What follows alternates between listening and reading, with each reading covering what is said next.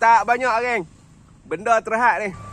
Assalamualaikum. Hai guys. Makan dulu sebelum tengok video aku. Hari ni aku nak ambil buah apa? Buah rare. Lama-lama sekali ada. Apa dapat? Buah apa?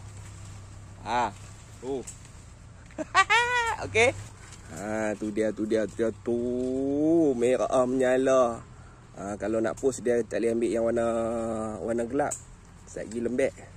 Ni kalau kata sampai ni rosak ni, Roger aku jangan rate. Tolong jangan rate lah. Kalau rosak ke apa, PM aku. Jangan hampa duk rate. Rate jahanam bisnes aku. Okey? Kita tengok aku nak buat apa dengan benda ni. Dia tengok ni bau syok.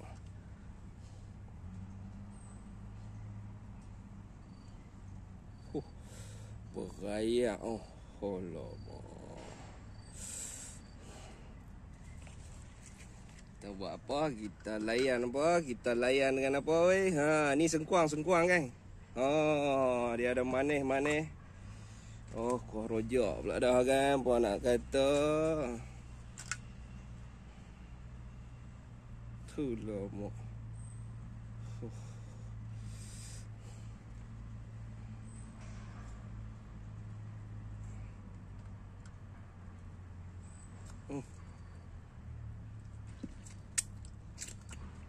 Kuah rojak ni tak tahu je nama apa kan. Tapi yang syok tu dia bagi kacang tumbuk. Lepas itu kita taruh atas ni. Aduh. Makan tengah hari guys.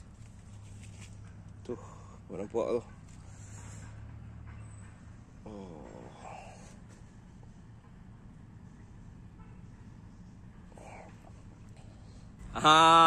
Nindia. Nindia. Aku minta maaf makan depan hampa tu. Bismillahirrahmanirrahim.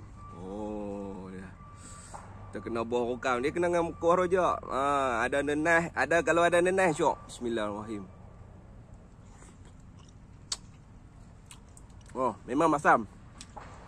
Siapa mengidam mampu jenuh cari. Sengkuang pula. Manis sengkuang. Kena masam, kena buah rokam pula kan.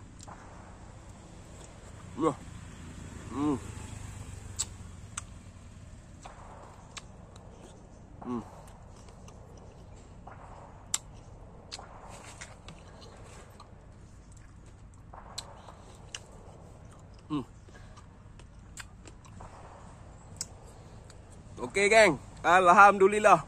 Ponasur. Order. Terhad. Tak banyak geng. Benda terhad ni. Benda terhad rare punya. Lama-lama sekali dah. Boleh. Tu kat bawah tu. No?